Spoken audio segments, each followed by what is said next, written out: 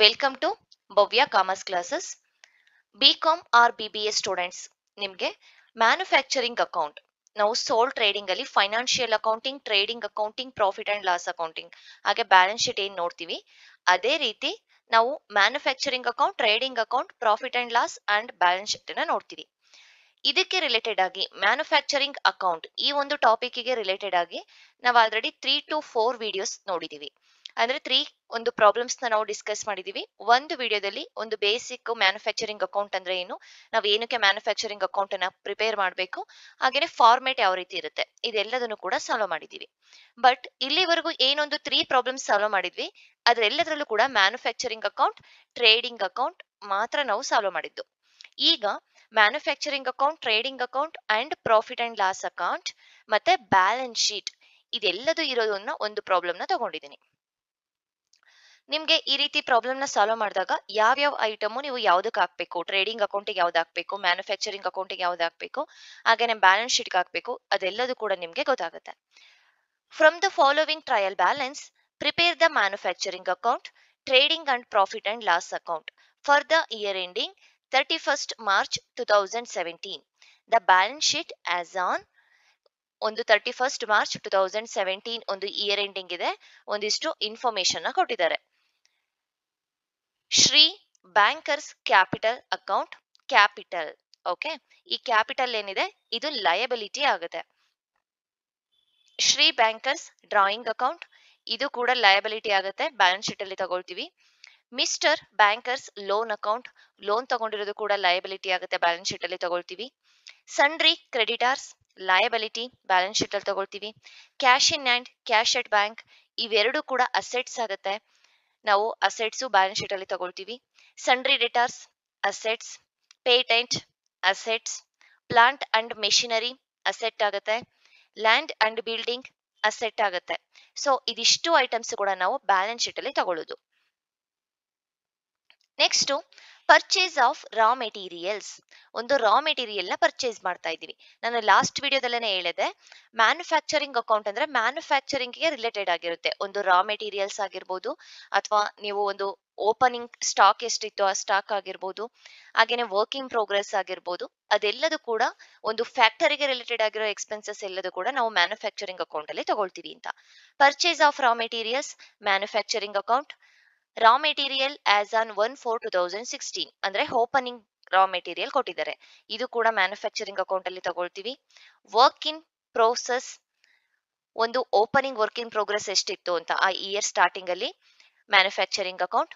Finished stock, finished goods ಇದೆಲ್ಲದೂ ಕೂಡ manufacture ಆದ ನಂತರ ಬರುವಂತದ್ದು, ಇದು ಟ್ರೇಡಿಂಗ್ ಅಕೌಂಟ್ ಅಲ್ಲಿ ತಗೊಳ್ತೀವಿ.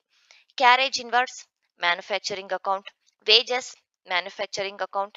Salary of works manager manufacturing account. Next factory expenses, factory expenses ಫ್ಯಾಕ್ಟರಿಗೆ ರಿಲೇಟೆಡ್ ಆಗಿದೆ, ಈ ಫ್ಯಾಕ್ಟರಿ ಎಕ್ಸ್ಪೆನ್ಸಸ್ ನ ಕೂಡ ನಾವು ಮ್ಯಾನುಫ್ಯಾಕ್ಚರಿಂಗ್ ಅಕೌಂಟ್ ಅಲ್ಲಿ ತಗೊಳ್ತೀವಿ. Next one factory rent and taxes manufacturing account. Royalty, ಒಂದು ಯಾವುದಾದ್ರು ಒಂದು ಅಗ್ರಿಮೆಂಟ್, ರಾಯಲ್ಟಿ ಚಾಪ್ಟರ್ ಅಲ್ಲಿ ನಾವು ಡೀಟೈಲ್ ಆಗಿ ನೋಡಿದೀವಿ. ರಾಯಲ್ಟಿ ಅಂದ್ರೆ ಇಷ್ಟು ವರ್ಷ ನಾನು ಅದನ್ನ ಅಲ್ಲಿ ವರ್ಕ್ ಮಾಡೋದಕ್ಕೆ ಅಥವಾ ನಾನು ಅದನ್ನ ಉಪಯೋಗಿಸ್ಕೊಳ್ಳೋದಕ್ಕೆ, ಒಂದು ಮೈನಿಂಗ್ ಅದಕ್ಕೆ ಕೊಡುವಂತ ಅಮೌಂಟ್.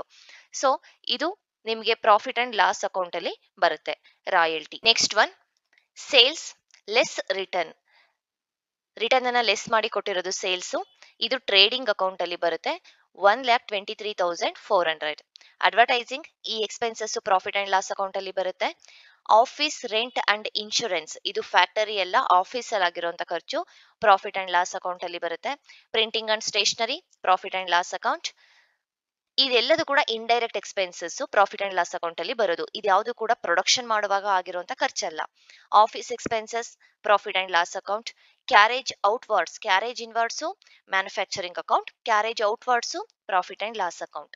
ಡಿಸ್ಕೌಂಟ್ಸ್, ನಾವು ಡಿಸ್ಕೌಂಟ್ ಕೊಟ್ಟಿರೋದು 1,400, ನಾವು ಡಿಸ್ಕೌಂಟ್ ರಿಸೀವ್ ಮಾಡ್ಕೊಂಡಿರೋದೇನಿದೆ 2,100, ಇದೆರಡು ಕೂಡ ಪ್ರಾಫಿಟ್ ಅಂಡ್ ಲಾಸ್ ಅಕೌಂಟ್ ಅಲ್ಲಿ ತಗೊಳ್ತೀವಿ. ಒಂದು ನಮ್ಗೆ ಕೊಟ್ಟಿರೋದೇನಾಗುತ್ತೆ ಎಕ್ಸ್ಪೆನ್ಸಸ್ ಲಾಸ್ ಆಗುತ್ತೆ, ರಿಸೀವ್ ಮಾಡ್ಕೊಂಡಿರೋದು ಇನ್ಕಮ್ ಆಗುತ್ತೆ. ನೆಕ್ಸ್ಟ್ ಒನ್ ಬ್ಯಾಡ್ ಡೆಪ್ಟ್, ನಮಗೆ ವಸೂಲಾಗದೆ ಇರುವಂತ ಸಾಲ ನಾವು ಕೊಟ್ಟಿದೀವಿ ಬಟ್ ಆ ಸಾಲ ನಮಗೆ ರಿಟರ್ನ್ ಬಂದಿಲ್ಲ ಅಮೌಂಟ್, ಸೊ ಅದು ಬ್ಯಾಡ್ ಡೆಪ್ಟ್ ಅಂತ ಹೇಳ್ತೀವಿ. ಇದು ಕೂಡ ನಮಗೆ ಒಂದು ಲಾಸ್ ಆಗುತ್ತೆ. ಪ್ರಾಫಿಟ್ ಅಂಡ್ ಲಾಸ್ ಅಕೌಂಟ್ ಅಲ್ಲಿ ತಗೊಳ್ತೀವಿ ಎಕ್ಸ್ಪೆನ್ಸಸ್ ಸೈಡ್ ಅಲ್ಲಿ. ಇದಿಷ್ಟು ನಿಮ್ಗೆ ಯಾವ್ಯಾವ್ದು ಎಲ್ಲೆಲ್ಲಿ ತಗೊಳ್ತೀವಿ ಅಂತ ಗೊತ್ತಾಯ್ತು. ನೆಕ್ಸ್ಟ್ ಒಂದು ಅಡ್ಜಸ್ಟ್ಮೆಂಟ್ ರೀತಿ ಕೊಟ್ಟಿದ್ದಾರೆ. The stock 31st March 2017 as follows, ಅಂದ್ರೆ ಕ್ಲೋಸಿಂಗ್ ಡೇಟ್ ಅಲ್ಲಿ ಕೊಟ್ಟಿರೋದು. ಕ್ಲೋಸಿಂಗ್ ರಾ ಮೆಟೀರಿಯಲ್ಸ್ ಇದೆ, ಕ್ಲೋಸಿಂಗ್ ವರ್ಕ್ ಇನ್ ಪ್ರೋಗ್ರೆಸ್ ಇದೆ, ಕ್ಲೋಸಿಂಗ್ ಫಿನಿಶ್ಡ್ ಗೂಡ್ಸ್ ಇದೆ. ಸೊ ಇಷ್ಟು ಇನ್ಫಾರ್ಮೇಶನ್ ನಾವೀಗ ಯೂಸ್ ಮಾಡಿಕೊಂಡು manufacturing account, trading account, profit and loss account and balance sheet ಅನ್ನ ಪ್ರಿಪೇರ್ ಮಾಡಬೇಕು. ಈಗ ಮ್ಯಾನುಫ್ಯಾಕ್ಚರಿಂಗ್ ಅಕೌಂಟ್ ಅನ್ನ ಪ್ರಿಪೇರ್ ಮಾಡೋಣ. ಮ್ಯಾನುಫ್ಯಾಕ್ಚರಿಂಗ್ ಅಕೌಂಟ್ 4 ಕಾಲಮ್ಸ್ ಬರುತ್ತೆ.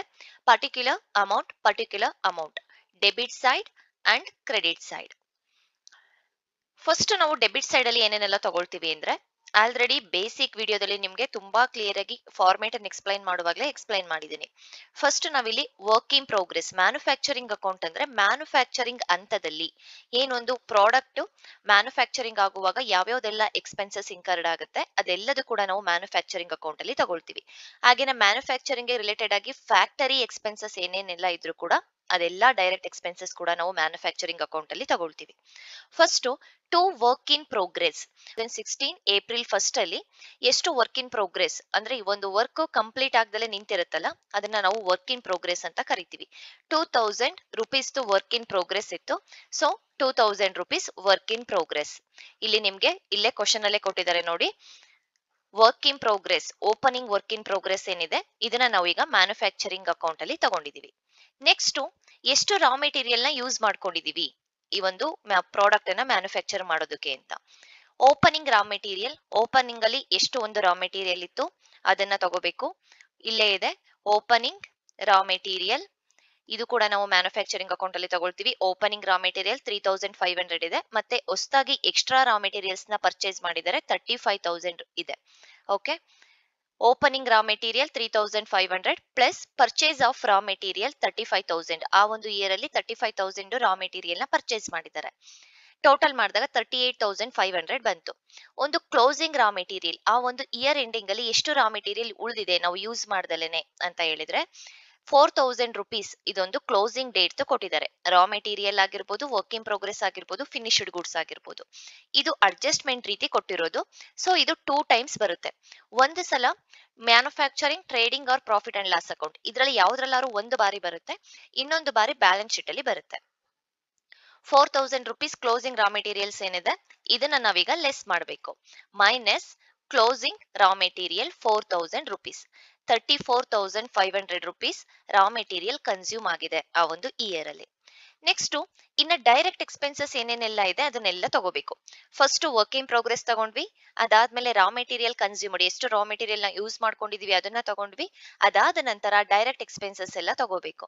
ಯಾವ್ಯಾವ್ದೆಲ್ಲ ಡೈರೆಕ್ಟ್ ಎಕ್ಸ್ಪೆನ್ಸಸ್ ಇದೆ, ಕ್ಯಾರೇಜ್ ಇನ್ವರ್ಟ್ಸ್ ಇದೆ ಮ್ಯಾನುಫ್ಯಾಕ್ಚರಿಂಗ್ ಅಕೌಂಟ್ ಅಲ್ಲಿ ಬರೋದು, ವೇಜಸ್ ಇದೆ, ಸ್ಯಾಲರಿ ಆಫ್ ವರ್ಕ್ ಮ್ಯಾನೇಜರ್ ಇದೆ, ಫ್ಯಾಕ್ಟರಿ ಎಕ್ಸ್ಪೆನ್ಸಸ್ ಇದೆ, ಫ್ಯಾಕ್ಟರಿ ರೆಂಟ್ ಅಂಡ್ ಟ್ಯಾಕ್ಸಸ್ ಇದೆ, ಹಾಗೇನೆ ಇನ್ನ ಈ royalty, sales, advertising, office rent ಇದೆಲ್ಲದೂ ಕೂಡ ಪ್ರಾಫಿಟ್ ಅಂಡ್ ಲಾಸ್ ಅಕೌಂಟ್ ಅಲ್ಲಿ ಬರುತ್ತೆ.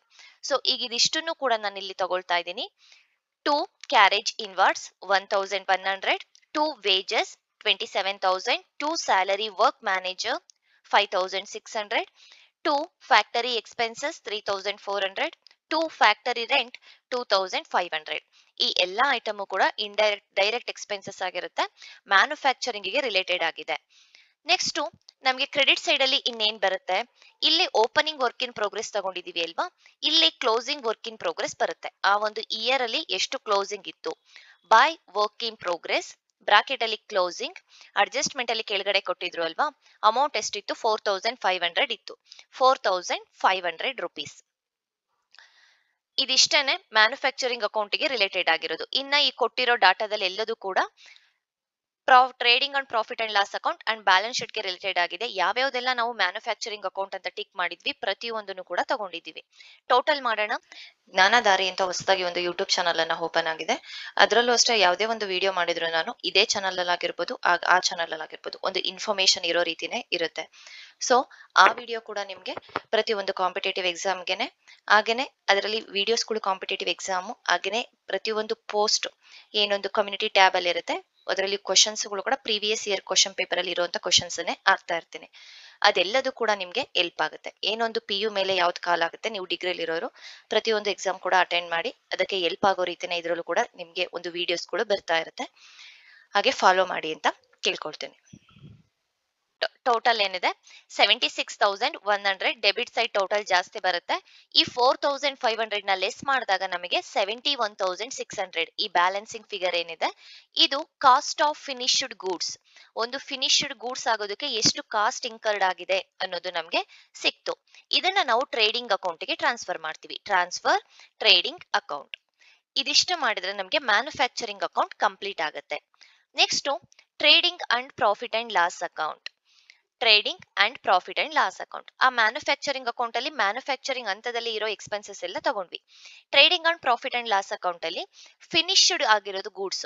ಫಿನಿಶ್ಡ್ ಗೂಡ್ಸ್ ಆದ್ಮೇಲೆ ಏನೇನೆಲ್ಲ ಒಂದು ಎಕ್ಸ್ಪೆನ್ಸಸ್ ಆಗುತ್ತೆ, ಆಫೀಸ್ ಎಕ್ಸ್ಪೆನ್ಸಸ್ ಆಗಿರ್ಬೋದು. Trading and profit and loss account ಮಾಡೋದಕ್ಕೆ ಹೇಳಿರೋದು ಅಲ್ವಾ. ಸೊ ಪ್ರತಿಯೊಂದನ್ನು ಕೂಡ indirect expenses profit and loss account ಅಲ್ಲಿ ತಗೊಳ್ತೀವಿ. ಹಾಗೇನೆ ಫಿನಿಶ್ಡ್ ಓಪನಿಂಗ್ ಫಿನಿಶ್ಡ್ ಗೂಡ್ಸ್ ಮತ್ತೆ ಮ್ಯಾನುಫ್ಯಾಕ್ಚರಿಂಗ್ ಕಾಸ್ಟ್ ಎಷ್ಟಾಗಿತ್ತು, ಹಾಗೇನೆ ನಾವು ಅದನ್ನ ಸೇಲ್ ಮಾಡಿದಾಗ ಎಷ್ಟಕ್ಕೆ ಸೇಲ್ ಮಾಡಿದ್ದೀವಿ ಅದನ್ನ ನಾವು ಟ್ರೇಡಿಂಗ್ ಅಕೌಂಟ್ ಅಲ್ಲಿ ತಗೊಳ್ತೀವಿ. ಟು ಓಪನಿಂಗ್ ಫಿನಿಶ್ಡ್ ಗೂಡ್ಸ್ ಎಷ್ಟಿದೆ? ಓಪನಿಂಗ್ ಫಿನಿಶ್ಡ್ ಗೂಡ್ಸ್ 18,000 ಇದೆ, 18,000 rupees. Next to manufacturing account. ಯಾವ್ದಿದು ಟು ಮ್ಯಾನುಫ್ಯಾಕ್ಚರಿಂಗ್ ಅಕೌಂಟ್ ಅಂದ್ರೆ ಇಲ್ಲಿ by cost of finished goods, ಒಂದು ಕಾಸ್ಟ್ ಆಗಿತ್ತು ಅಲ್ವಾ ಫಿನಿಶ್ಡ್ ಗೂಡ್ಸ್ ಆಗೋದಕ್ಕೆ, ಅದನ್ನ ಟ್ರೇಡಿಂಗ್ ಅಕೌಂಟ್ಗೆ ಟ್ರಾನ್ಸ್ಫರ್ ಮಾಡಬೇಕು ಅಂತ ಇಲ್ಲೇ ನಾವು ಬರ್ದಿದ್ವಿ. ಸೊ ಅದಕ್ಕೆ ಬೈಗೆ ಆಪೋಸಿಟ್ ಎಂಟ್ರಿ ಏನಾಗಿರುತ್ತೆ? To manufacturing account. Manufacturing account ಅಲ್ಲಿ ಎಷ್ಟು ಕಾಸ್ಟ್ ಆಗಿದೆ ನಮಗೆ ಸಿಕ್ಕಿದೆ.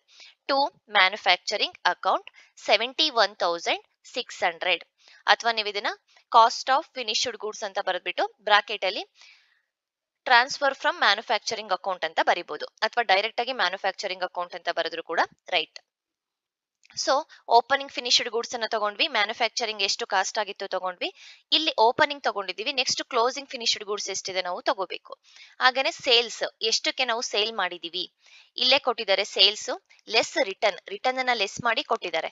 2,23,400 by sales 2,23,400 rupees minus sales return less ಆಗಿದೆ, ಸೊ ಅಮೌಂಟ್ ನ ಹಾಗೆ ತಗೊಂಡಿದೀವಿ. Next by closing finished goods. Closing finished goods ಎಲ್ಲಿತ್ತು ನಮಗೆ ಅಡ್ಜಸ್ಟ್ಮೆಂಟ್ ಅಲ್ಲಿ ಕೊಟ್ಟಿದ್ರು ಕೆಳಗಡೆ 28,000 rupees ಇದೆ. ಇದಿಷ್ಟನ್ನ ತಗೊಂಡ್ರೆ ಟ್ರೇಡಿಂಗ್ ಅಕೌಂಟ್ ಕಂಪ್ಲೀಟ್ ಆಗುತ್ತೆ. ಟೋಟಲ್ ಮಾಡಿದಾಗ ನಮಗೆ 1,51,400 ಕ್ರೆಡಿಟ್ ಸೈಡ್ ಟೋಟಲ್ ಜಾಸ್ತಿ ಇದೆ, ಅದನ್ನ ಎರಡು ಸೈಡ್ ಕೂಡ ಹಾಕಿದೀವಿ. ಈ ಎರಡು ಐಟಮ್ ನ ಲೆಸ್ ಮಾಡಿದಾಗ ನಮಗೆ 61,800 rupees ಗ್ರಾಸ್ ಪ್ರಾಫಿಟ್ ಸಿಗುತ್ತೆ. ಈ ಗ್ರಾಸ್ ಪ್ರಾಫಿಟ್ ಇಂದ ನೆಕ್ಸ್ಟ್ ನಾವು ಪ್ರಾಫಿಟ್ ಅಂಡ್ ಲಾಸ್ ಅಕೌಂಟ್ ಗೆ ಕ್ಯಾರಿ ಫಾರ್ವರ್ಡ್ ಮಾಡ್ಕೊಳ್ತೀವಿ. Okay, by gross profit brought down 61,800 rupees. ಇನ್ನ ಉಳಿದಿರೋದಿಲ್ಲೆಲ್ಲ ಇಂಡೈರೆಕ್ಟ್ ಎಕ್ಸ್ಪೆನ್ಸಸ್, ಹಾಗೆ ಏನಾದ್ರೂ ಇನ್ಕಮ್ ಇದ್ರೆ ಇನ್ಕಮ್ ಅನ್ನ ತಗೊಳ್ತೀವಿ. ಕ್ವಶನ್ ಅಲ್ಲಿ ನೀವು ಇಲ್ಲಿ ನೋಡಬಹುದು, ರಾಯಲ್ಟಿ ಕೊಟ್ಟಿದ್ದಾರೆ, ಸೇಲ್ಸ್ ಆಲ್ರೆಡಿ ನಾವು ಟ್ರೇಡಿಂಗ್ ಅಕೌಂಟ್ ಅಲ್ಲಿ ತಗೊಂಡಿವಿ. Advertisement, office rent, printing and stationery, office expenses, carriage outwards. Carriage inwards ಅದು ಡೈರೆಕ್ಟ್ ಎಕ್ಸ್ಪೆನ್ಸಸ್ ಆಗುತ್ತೆ, ಕ್ಯಾರೇಜ್ ಔಟ್ವಾರ್ಡ್ಸ್ ಇಂಡೈರೆಕ್ಟ್ ಎಕ್ಸ್ಪೆನ್ಸಸ್ ಆಗುತ್ತೆ. ಇದನ್ನ ನಾವು ಪ್ರಾಫಿಟ್ ಅಂಡ್ ಲಾಸ್ ಅಕೌಂಟ್ ಅಲ್ಲಿ ತಗೊಳ್ತೀವಿ. ಡಿಸ್ಕೌಂಟ್ ರಿಸೀವ್ ಆಗಿರೋದು, ಈಗ ಡಿಸ್ಕೌಂಟ್ ನಾವು ಕೊಡ್ತಾ ಇರೋದು ನಮಗೆ ಎಕ್ಸ್ಪೆನ್ಸಸ್ ಆಗುತ್ತೆ, ಡಿಸ್ಕೌಂಟ್ ನಾವು ರಿಸೀವ್ ಮಾಡ್ಕೊಳ್ತಾ ಇರೋದು ಇನ್ಕಮ್ ಆಗುತ್ತೆ. ಇದನ್ನ ಕ್ರೆಡಿಟ್ ಸೈಡ್ ತಗೊಳ್ತೀವಿ, ಇದನ್ನ ಡೆಬಿಟ್ ಸೈಡ್ ತಗೊಳ್ತೀವಿ.